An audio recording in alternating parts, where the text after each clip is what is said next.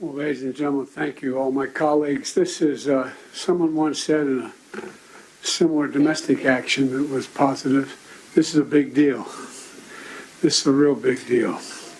And I want to thank you, Mr. Prime Minister. One Earth, one family, one future. That's the focus of this G-20 summit. And in many ways, it's also the focus of this partnership that we're talking about today. Building sustainable, resilient infrastructure, making quality infrastructure investments, and creating a better future. A future that presents greater opportunity, dignity, and prosperity for everyone. Last year, we came together as one to commit to this vision. And this afternoon, I want to highlight the key ways in which the United States and our partners are working to make this a reality. Economic corridors. You're going to hear that phrase more than once, I expect, over the next decade. Economic corridors. As we work to address infrastructure gaps across low and middle income countries, we need to maximize the impacts of our investments. That's why a few months ago I announced that the United States will work with our partners to invest in economic corridors. In practice, it means we're focusing on regional infrastructure projects that deliver results across multiple countries and in multiple sectors. And today I'm proud to announce that we've finalized a historic agreement for a new India, Middle East, Europe economic corridor. As a key part of this corridor, we're going to invest in ships and rail that extends from India all the way to Europe, connected by the UAE, Saudi Arabia, Jordan, and Israel. Bridging ports across two continents, unlocking endless opportunities, including making it far easier to trade, export clean energy, expand access to reliable, clean electricity, lay cables that will connect communities and secure a stable internet, contributing to a more stable, more prosperous, and integrated Middle East. And I want to thank the sponsors. And I particularly want to thank Prime Minister Modi and the Crown Prince of Saudi Arabia, Mohammed bin Salman, and President von der Leyen and the European Commissions.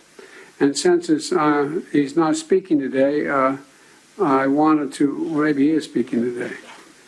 I had a note he wasn't speaking. At any rate, I'm going to stop there. In the sub-Saharan Africa, we're working in a private-public partnership as well to invest in a trans-African corridor. That includes a new partner, the European Union. President von der Leyen, thank you for making this very possible. Together, as part of this corridor, we're going to invest in a new rail line that will extend from the western port in Angola to the DRC, to Zambia, and ultimately the Indian Ocean. It's a project that's about far from just laying tracks.